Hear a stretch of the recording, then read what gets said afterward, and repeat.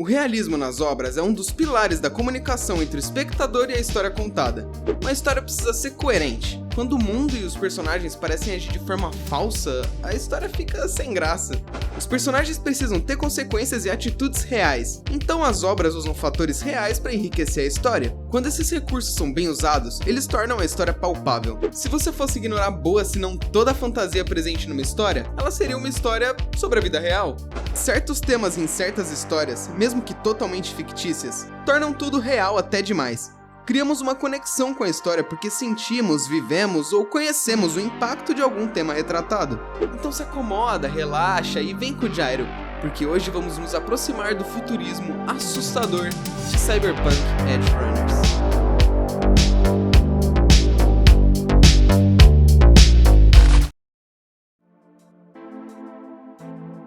Não é novidade que o dinheiro traz muitas vantagens na vida, mas assim como ele facilita a vida de muitos, sua ausência impossibilita a vida de outros.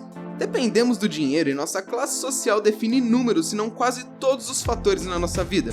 Círculo social, oportunidades, passatempos, gostos, ambições, por aí vai. O mundo tá longe pra caralho de ser perfeito. Mas de certa forma estamos protegidos por instituições de governos e países do mundo, que criam regras para melhorar as condições humanas. Como a Organização Mundial da Saúde, OMS, que ajuda governos no fortalecimento de serviços à saúde, ou a Organização das Nações Unidas, a ONU, que além de ajudar a manter a paz e segurança internacional, protege os direitos humanos. Só que o impacto causado pela desigualdade social é mais forte do que essas instituições. Afinal, é estimado que aproximadamente 76% da riqueza existente esteja nas mãos de apenas 1% da população mundial, enquanto 50% da população mundial possui apenas 2% dessa mesma riqueza. E não, eu não tô aqui para falar de política. A tecnologia e a internet estão cada vez mais internalizadas na nossa vida. Perdendo um celular, você perde forma de pagamento, contato com pessoas, acesso a contas, até dados pessoais.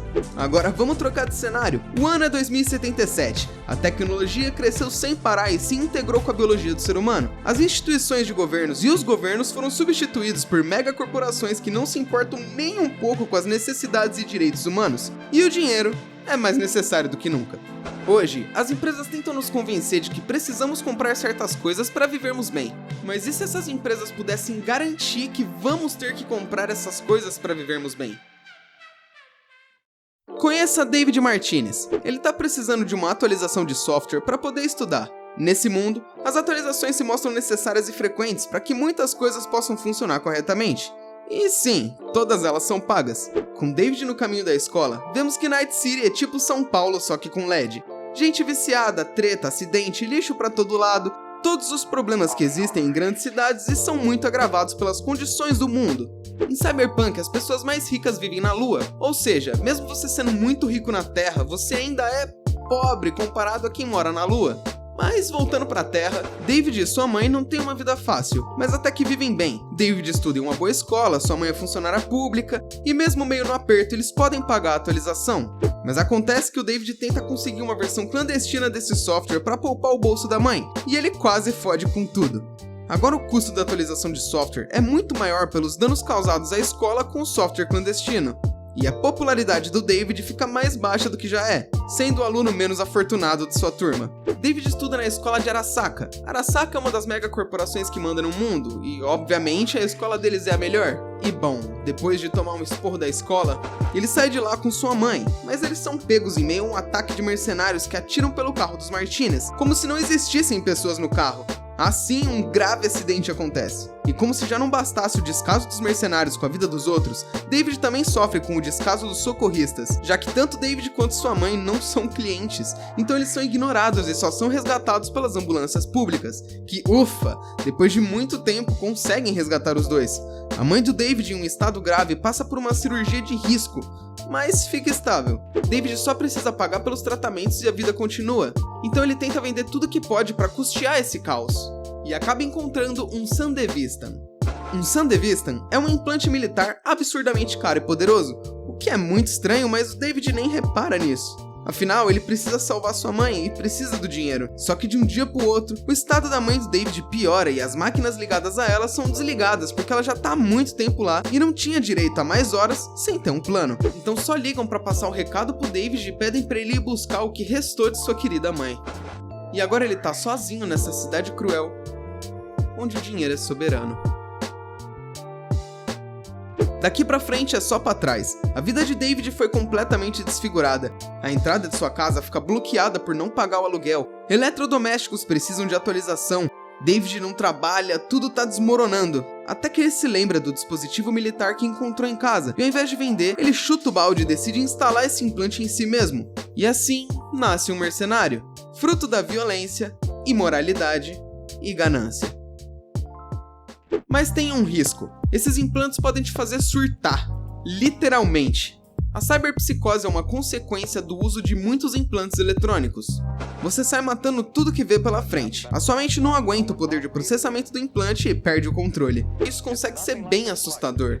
Essa série de eventos que destruíram o David foram uma avalanche causada pelo alto custo de ter uma vida média em Night City. Viver hoje já é complicado. São inúmeras contas para pagar e tudo tem ficado mais caro. Agora imagina ter que pagar para atualizar a máquina de lavar e aí poder ter roupa limpa. Imagina pagar para atualizar um software que já é caro para poder continuar estudando. A tecnologia evoluiu absurdamente para manter as pessoas reféns de serviços que são obrigatórios e abusivos. A escravidão tecnológica é sobre o quanto a tecnologia e afins impactam nossa vida e pensamento. Até que ponto a tecnologia pode entrar na nossa vida? Quantas pessoas já te disseram que depois de falar sobre algo, esse algo apareceu na internet para essa pessoa? Você acha que o TikTok, uma das grandes evoluções da comunicação e rede social na internet inteira, não tem impacto na sociedade? O futuro pode ser assustador de certo ângulo. Como a tecnologia vai avançar e como ela vai afetar nossas vidas? A gente tem previsões, mas a evolução de coisas como a inteligência artificial podem fugir do nosso controle. Elon Musk está há anos financiando o desenvolvimento do Neuralink, um chip implantado que conecta seu cérebro a um computador. E olha só, já tem um cara usando. Ainda é experimental, mas já existe um homem capaz de usar o computador com um chip instalado no cérebro. Há quantos anos de distância o Neuralink tá dos chips cerebrais em Cyberpunk? A tecnologia será capaz de preservar a humanidade ou a individualidade de cada ser? Até que ponto estamos sendo induzidos pelas milhões de microinformações estrategicamente colocadas para serem processadas pelo nosso cérebro?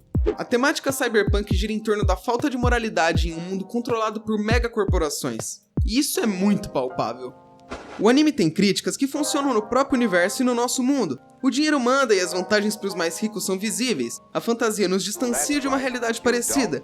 Mas esse com certeza é um dos motivos do sucesso que essa franquia tem. Me sinta um velho que prefere a vida mais natural, mas não te preocupa o fato de que um dia seremos tão parecidos com o celular ou computador que você tá usando para ver esse vídeo? Bom, eu me preocupo, e cá estou eu usando toda a tecnologia possível para tentar te passar essa reflexão. Larga o like aí se tu curtiu o vídeo e se inscreve para não perder mais conteúdo como esse. Muito obrigado a você que assistiu esse vídeo até aqui. Jairo saindo, só agradece.